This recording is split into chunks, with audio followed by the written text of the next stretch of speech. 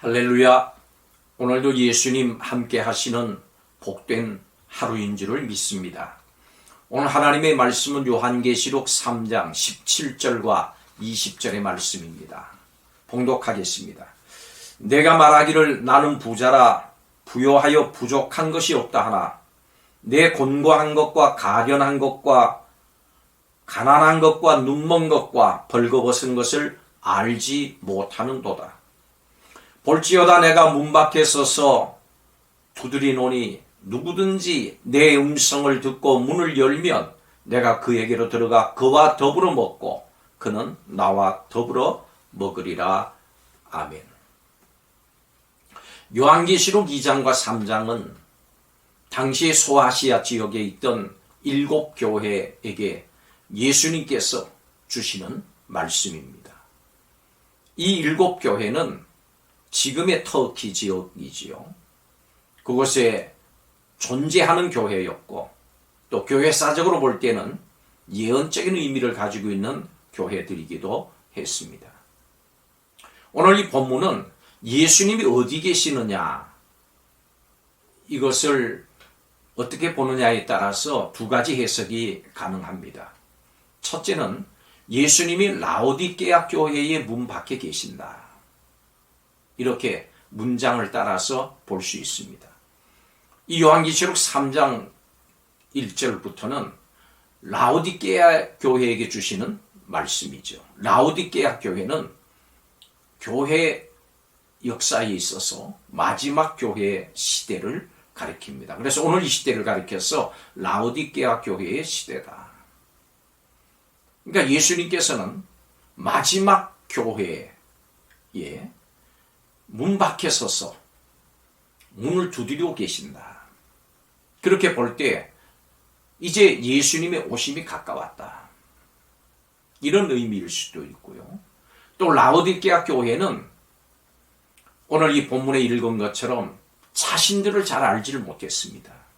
자신들의 가련한 것, 자신들이 부여하지 못한 것, 자신들이 벌거벗은 것, 수치스러운 것, 이런 것들을 알지 못하는 교회였다. 그러면서도 스스로 이야기하기를 우리는 부여하다, 우리는 부자다, 우리는 부족한 것이 없다. 이렇게 하는 교회였습니다. 그래서 라오디게아, 이 뜻은 원어의 뜻을 보면 민주라고 하는, 즉 사람이, 백성이 주인이 됐다. 이런 의미를 가지고 있습니다. 그래서 이렇게 볼 때 이 라오디게아 교회는 예수님이 그 교회 안에 계신 것이 아니라 라오디게아 교회의 문 밖에 서 계십니다. 그래서 들어가시기를 원했어요. 이 라오디게아 교회는 예수님 없이도 우리가 할 수 있다. 우리가 잘 할 수 있다. 부족함이 없다.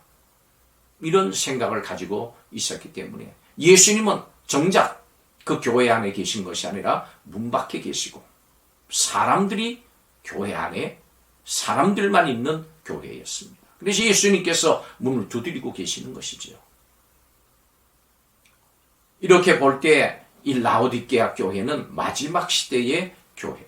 이 마지막 시대의 교회는 예수님이 교회 안에 계신 것이 아니라 교회 밖에 계시고 이런 교회의 모습이다.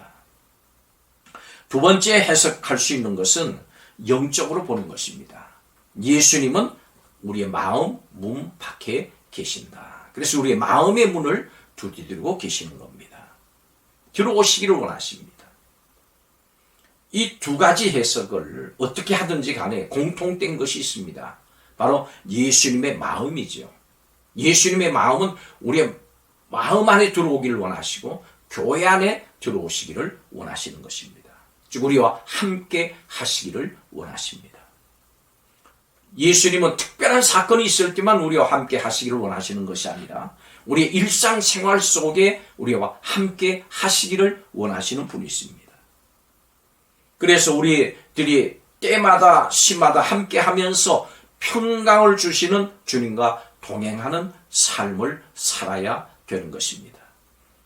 오늘 말씀은 주님과 동행하는 삶을 주님과 더불어 먹는다 이렇게 표현하고 있습니다. 더불어 먹는다라고 하는 것은 함께 식사한다라고 하는 것은 여러분들 화해와 애정과 신뢰와 친밀의 표현입니다.